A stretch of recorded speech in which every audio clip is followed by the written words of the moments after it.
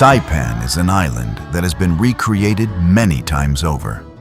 After nearly 100 years of abandonment under Spanish rule, it was repopulated at the turn of the 20th century.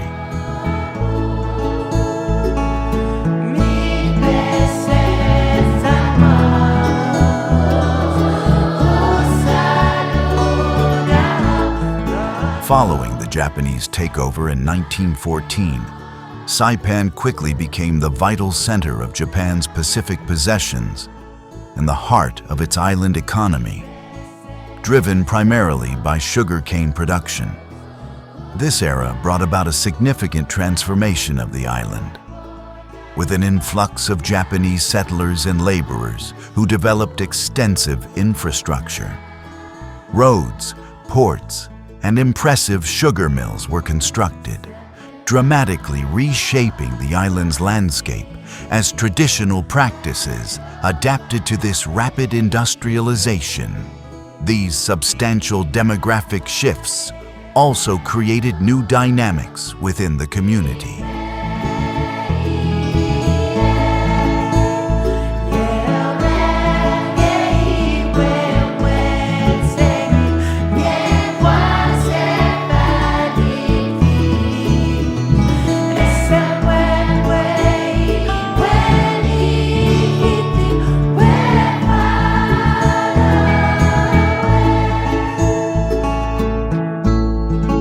The Second World War brought a brutal end to this segment of the island's history. But after the war, Saipan sank back into obscurity.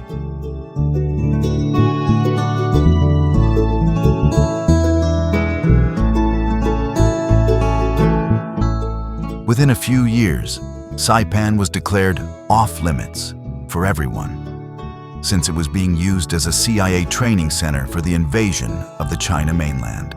Visitors were very few, carefully vetted, and brought to their destination in a bus with darkened windows as a security precaution. In the late 50s, we had the CIA operating out of Saipan. Well, they were training soldiers of Chiang Kai-shek. Chiang Kai-shek was driven out of China by Mao Zedong. And he lost that leadership in China, so he ran away to Taiwan. But Chiang Kai-shek was a good close friend of the U.S., especially the military people, so they decided to help him. They wanted to train his soldiers so that he could go back and reinvade China. And by doing that, they used our island of Saipan as the training ground.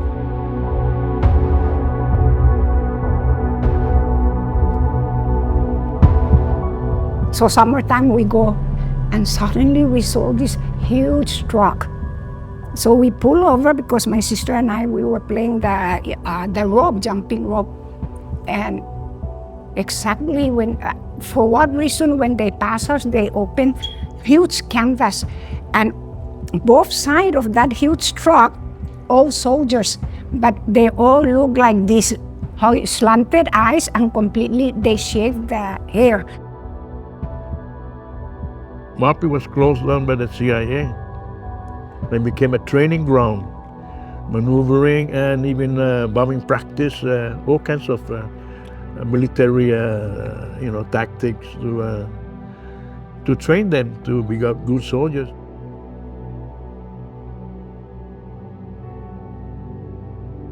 I became a security guard. We were basically tasked to make sure that people don't enter restricted area. Access to the restricted area was strictly forbidden. The Asian soldiers undergoing training were intentionally kept unaware of their precise location. And any identifying markers, such as the name Saipan, were hidden to maintain the secrecy of the operation. Every time they had to go out, anything that shows Saipan, they cover. Whenever they take them out, they cover the word Saipan so that they don't know that they're on Saipan. They know that they're in an island, but they do not know they're on Saipan.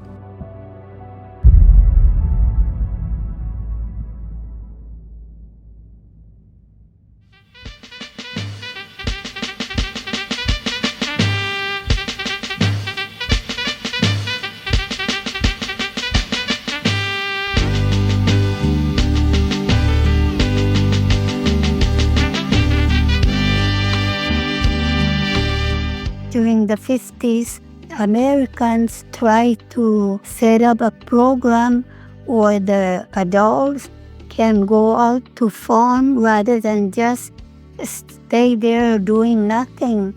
So every day the truck comes over to the place to Suzuki and loaded the people to go out to farm.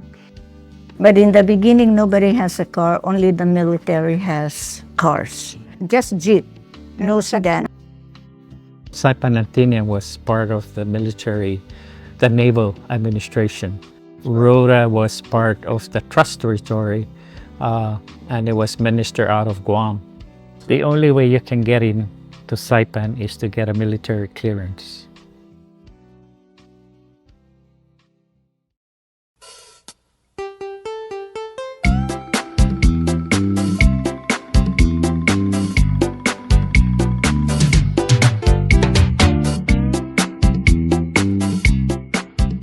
In late 1962, all that changed under President John F. Kennedy.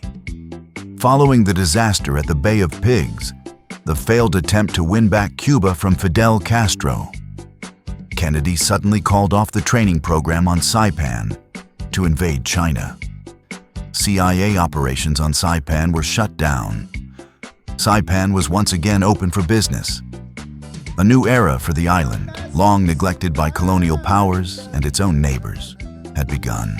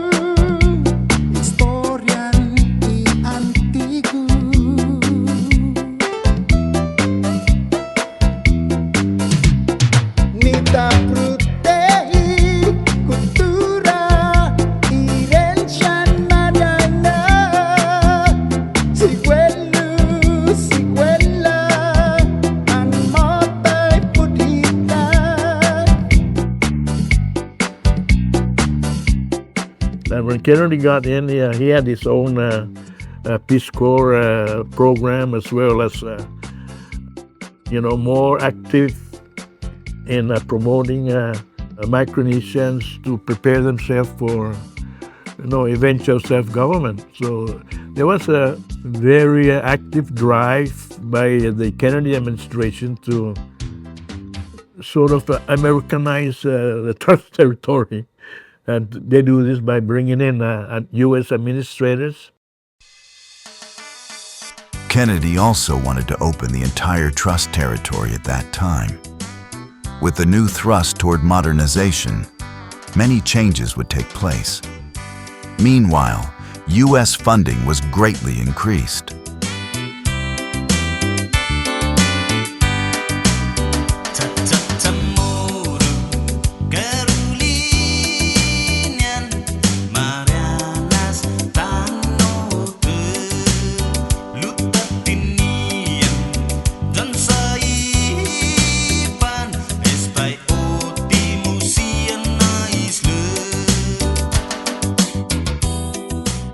The U.S. government is pumping in all kinds of money. Through of course, the Department of Interior had been appointed by Kennedy a long, long time ago, in the 60s, when Kennedy started focusing on developing the Micronesian islands. He'll make sure that he would have programs and money to help support his own program.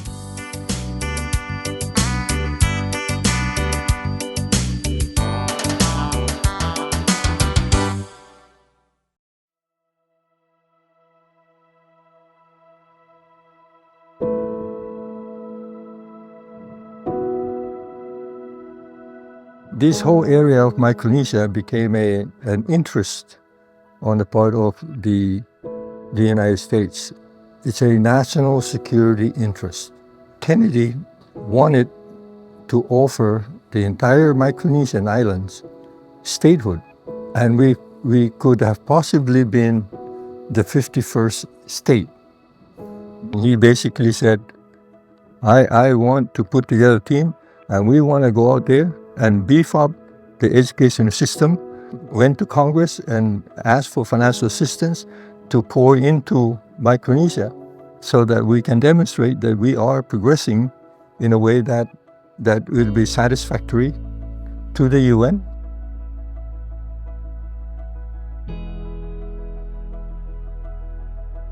Saipan emerged as the central hub of the trust territory of the Pacific Islands.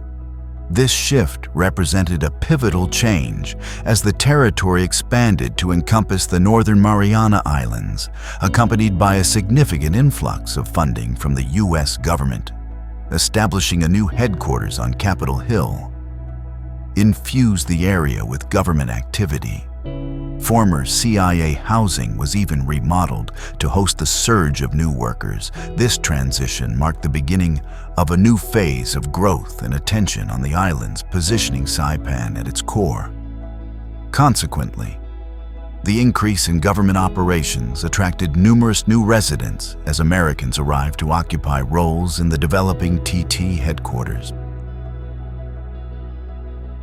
The Department of Interior sent out people. And basically, these are people that are about ready to retire. So where else do you think they send them to? Micronesia. And wait out for their retirements, and they still get the U.S. government pension. Then there were the Micronesians who took government positions. I know Dwight Heine, I spent time with him.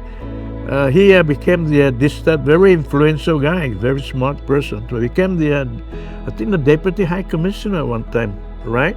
And also Masaaki was there, Agnes was there. Dale Pangalinan's dad was from Saipan. But he called, he retained the Pangilinan name. But his other brother, his name is Herman, was my classmate in truck. In truck. Herman Semes. Justin Maglonia, Ed Tebinyo. The twin brothers, John Segra and Fred Segra, they were my classmates also. The other Segra was who became a doctor, was the brother of the twins. The twins are John and Fred. And the younger doctor, was Arthur Segra. He became an MD. What's the other guy's name? Become a judge. See Judah Johnny. Hillary Tachilio, John Heine. Trying to remember, but those are the two that were the most colorful people. They tell jokes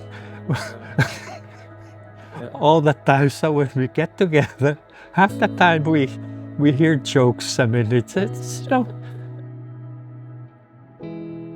As the number of employees grew, easy friendships developed across cultural lines. However, disputes also arose at times, particularly over the significant salary disparities. You have the U.S. Civil Service, and those are basically people from the Department of Interior that were sent out here. And then the second one is U.S. national, higher pay. And then you have third country nationals, which is higher pay than the locals. And then at the bottom is the Micronesians, including people over here. But the amount of check was based on what we earned back then. And back then it was 35 cents an hour, 40 cents an hour, 60 cents an hour. We sued the trust territory government because we're giving the minimum wage While our Western counterpart, they were giving the U.S. minimum wage. So there was a massive lawsuit, and I was a member of that.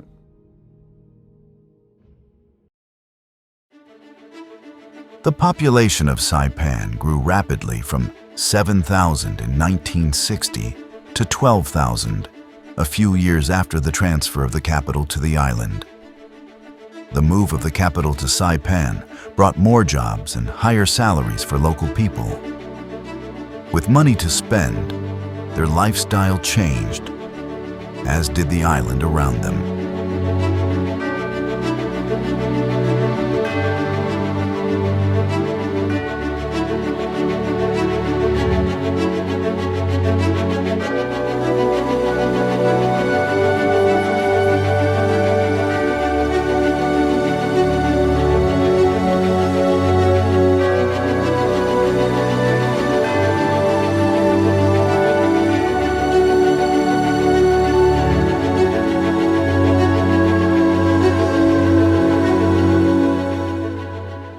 They start bringing in cars from Guam, some cars, but not that many.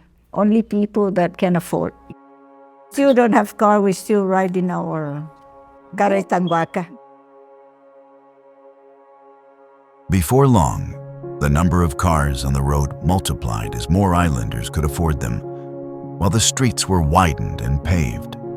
Stores grew from their humble origins, and businesses expanded. The first business that I know of was Joten. Joten, somehow, he has a connection with Japan. And he got materials and stuff and everything from Japan. How he got the connection, I don't know. But he has a house, and he made the porch of his house, he turned it into the place for us to go and buy stuff. Some food, some, for the kids, little toys. I think it's right after the war. Mr. Villagomez, Manny, have a small, like a small tin store with between the post office and the theater back then. There was a small store there that Mr. Villagomez started his business. My dad, basically one of the first one to the bakery, and then he have a store, a general store. Joten, I think, start 5 or 6 years later. But Joten, actually, my parents helped them, give them a little capital to start their business.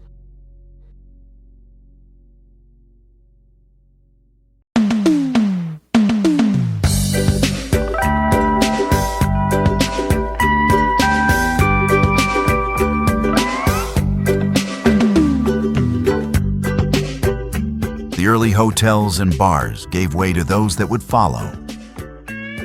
Oh, Micro Hut was the famous bar back then, owned by my friend, what is Elias Okamura, I believe. Yeah, Okam, yeah. Micro Hut, a famous bar on the island. Just bars, sell beer, no dancing girls, just drinking. I don't know who started, but it was probably the first modern hotel at the time. Later Hyatt came into picture, but the Royal Taga was the first one.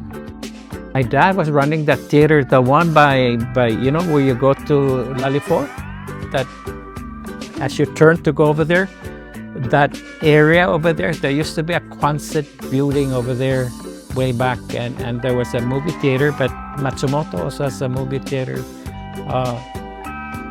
But back then, you make do with what you have.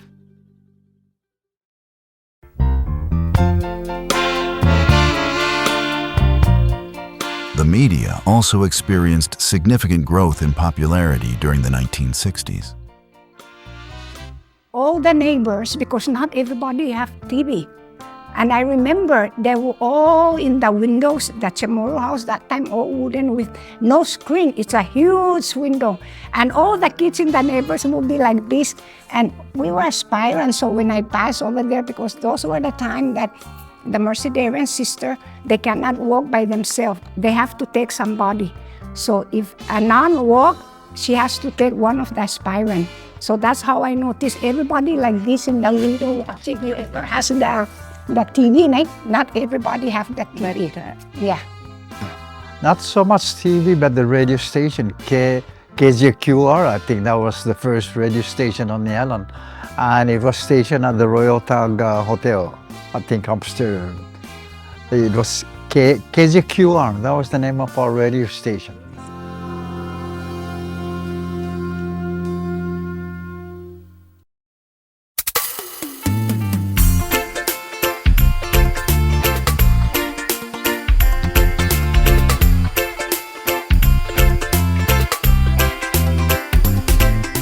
New schools opened, and old ones were renovated, thanks to the emphasis on education development.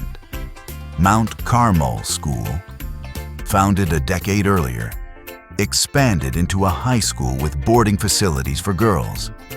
Mount Carmel was a magnet for the education of talented females from other islands. Mount Carmel became for girls what Xavier High School in Chuuk was for boys. The number of young Micronesian women from the islands on Saipan was growing. In high school, that's where we met the Micronesians, the ladies from, Palau, Chuuk, Pohnpei, the residents, Cecilia Guilmetti. She's from Pohnpei. Oh, of course, Jusina Yangilmo, Elizabeth Ocreo from Palau. No, Marta Paulus was from Pohnpei, from Kapingamarangay.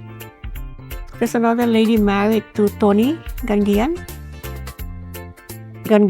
Tony, the former governor of Yap. I forgot the names. Yeah. Barbara Ligaroy. Barbara Ligaroy. Her brother is Sebastian Anafalt. Barbara from Yap. So she was a Kabua, married to Mori in Chuuk. Susana.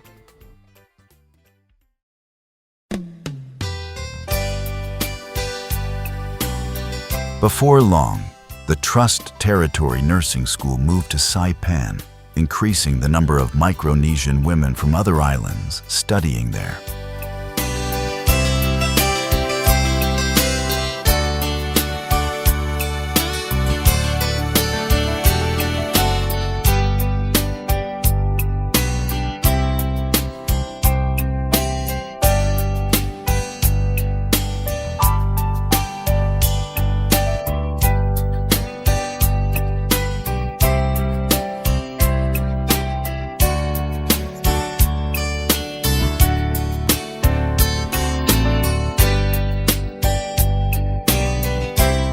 The Congress of Micronesia began in 1965.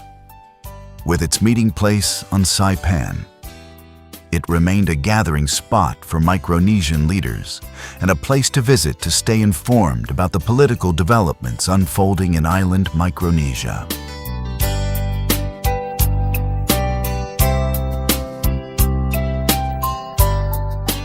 Who are the famous people that we know? See, Petrotun, no? Who's the one that used to...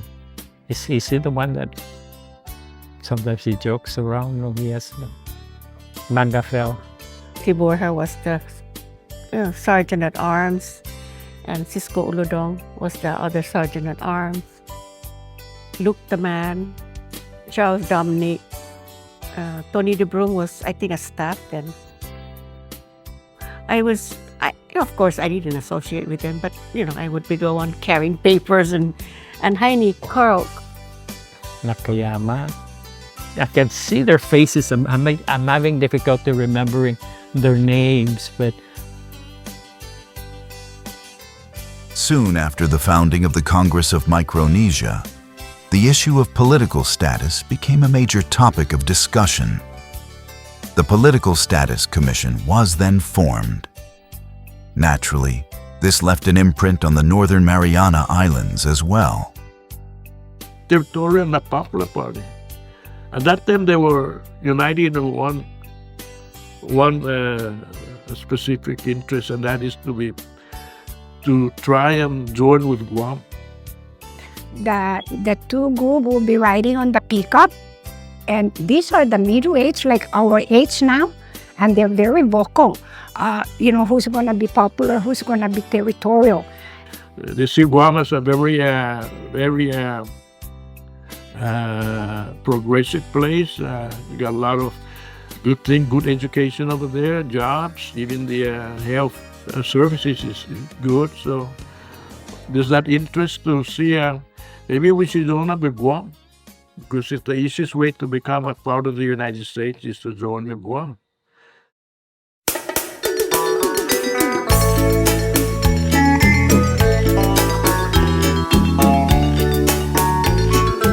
New opportunities for economic growth opened within a few years. Business development on Saipan, fueled by the island's quick growth during that short period, paved the way for Saipan to become a tourist destination. Continental Airlines, which began flights in 1966, introduced a new era in air travel. Tourism grew rapidly, from 8,000 visitors in 1968 to 16,000 in 1969. The Royal Taga Hotel, the first modern hotel, was built in approximately 1970. By 1975, approximately 50,000 visitors per year were visiting Saipan. The tourism actually became started out seriously with the coming of Continental Airlines, which opened up its ownership to Micronesian. So it's called Continental Air Micronesia, and the biggest investor, Micronesian investor, was the United Micronesian Development Association, UMDA. And that's when there were agreements, I guess, made by the partners, the UNBA and Continental, part of their the support of the politicians and the investors there. And there were some, pretty well-to-do investors that invest in the Micronesia, Air Micronesia. They require that Air Micronesia develop a hotel in each of the district center. About the same time, the Royal Taga was going up, but my dad was bringing Japanese already. One point, they wanted to collect the bones, and my dad was very instrumental in that one. So they were helping the Japanese collect bones. Half a day, it was basically a bungalows style. And there used to be a teppanyaki just right on the beach. Very good one,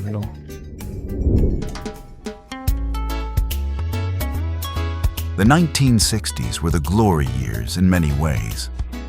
Saipan emerged as the capital. Its economy grew, as did its population.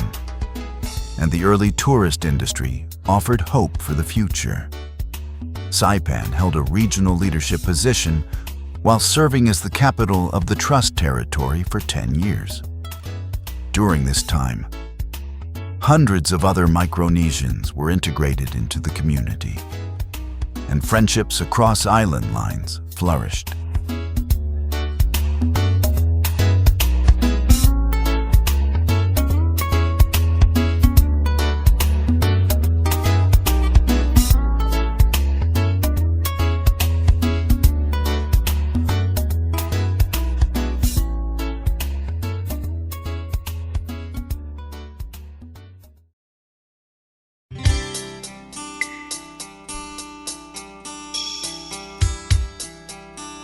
During the late 1960s, as we have seen, Saipan and the rest of the Northern Mariana Islands, along with the other island groups of the Trust Territory, became absorbed in the question of their future political status. Would they remain a part of the U.S., or would they choose to become independent? When this self-determination was starting to be very serious discussion, the U.S. prior to the Northern Marianas entering into some discussions about being a Commonwealth or being a part of the United States, the U.S. came to Micronesia and basically offered the entire Micronesia Commonwealth status. And then when Saipan actually got the United States to be part of the U.S., that's when Guam started wanting to join Saipan, and Saipan said, no, we don't want you. The Northern Marianas reached out to Guam, and we basically said, we want integration with Guam. We want to be integrated with Guam. And we asked Guam if they want integration with the Northern Marianas, and they said no. 2 years later, we came back, we asked the same thing over, and the people of Guam said no. Our elders back then, we started out first to united with Guam, and then Guam turned us down. So our elders decided to negotiate directly with the United States, and that's when the move started. We started moving forward, and we became where we are today. We become part of the United States.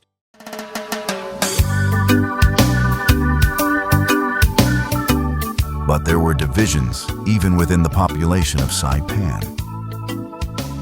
There was that ill feeling between the parties, especially our friends from Guam. And I was a police officer back then. As you go down, make a left turn to the post office, tomorrow on this side of the street, Carolinian on this side of the street. It's a hard topic.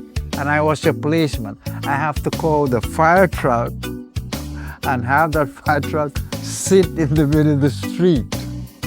On the left side of the street, towards the post office, the tomorrow will put on a pole a red cloth, and they'll swing that. You Carolinian, this is the only attire you have. You have nothing. So the ladies, side of the street, they'll go out and get a bark of, what do you call that bark? We call it Wilfe in Carolinian. So they'll pull the bark, tie up at the end of the street, and they'll wave it. Tomorrow, this is all you cover your butt. In 1970, the Northern Marianas legislature endorsed the Commonwealth. In 1972, it was the U.S. that agreed to a separate negotiation. In 74, the Marianas got out of, they tried to get out of Commonwealth of Micronesia by, saying that we want to have separate status. We don't want what the Micronesians are negotiating. Let me just say that if Kennedy had not been assassinated and lived on, in my opinion, Micronesia would have been the 51st state. The year 1975, a pivotal moment for the Northern Mariana Islands. It was then that the decision was finalized. The people had spoken, and their future path was clear. In March of that year, the covenant was signed, an agreement that would then be submitted to the United States Congress for approval.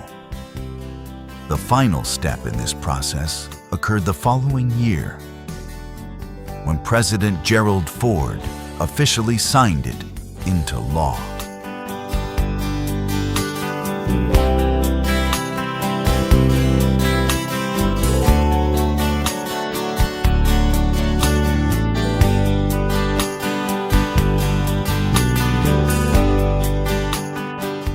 With the adoption of Commonwealth status, Saipan had to shed its strong regional ties. Yet, the future looked bright with hope. Saipan was at the start of a promising tourist industry, with its new air service and the construction of the first in a series of large hotels. The changes in Saipan's landscape were also becoming apparent, including the movement of the population center from Chalan Kanoa back to Garapan.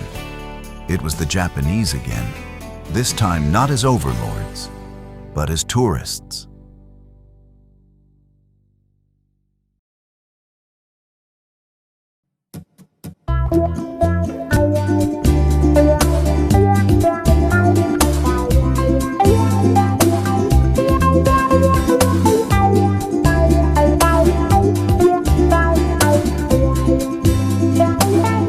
Upon the hill lies the village of the place that I love best.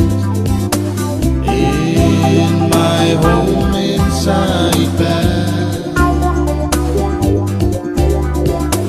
where the roses bloom no more.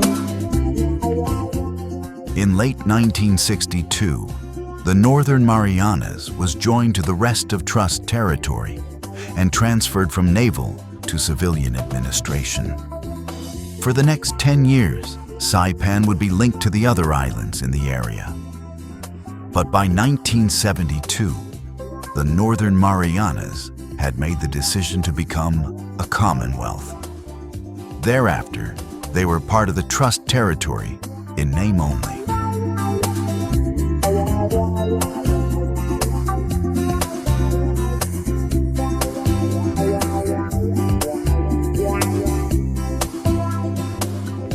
Saipan's focus after this was largely on self-government, developing its tourist industry, accommodating the migrants it had to bring in to take the jobs its own people could not fill, and dealing with the social issues all this brought about. The 10-year period of Saipan's reunion with the rest of Micronesia had come to an end. With the adoption of Commonwealth status in 1975, a definitive new era dawned for Saipan, one that would shape its identity and trajectory for decades to come, building upon its remarkable history of transformation. For me back on the hill, I'll be happy all my life if she will be my wife, and I'll be happy in my home in Saipan. When it's night in my dreams, take me back across the sea, back along the rocks on the hill, where the roses bloom no more, by my little rancho door, in my home on the hills of Saipan. When it's night in my dreams, take me back across the sea, back along the rocks on the hill, where the roses bloom no more, by my little rancho door, in my home on the hills of Saipan. I've got a sweetheart waiting there, with dark eyes and curly hair, waiting for me back on the hill.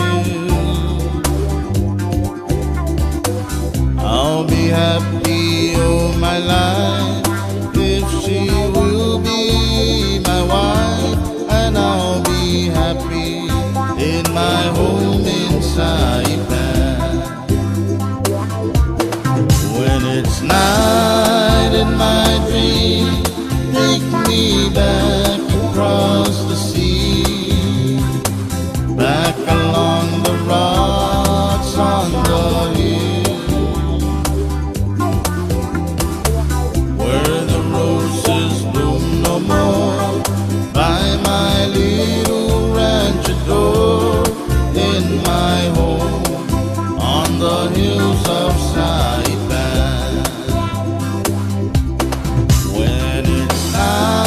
in my dreams.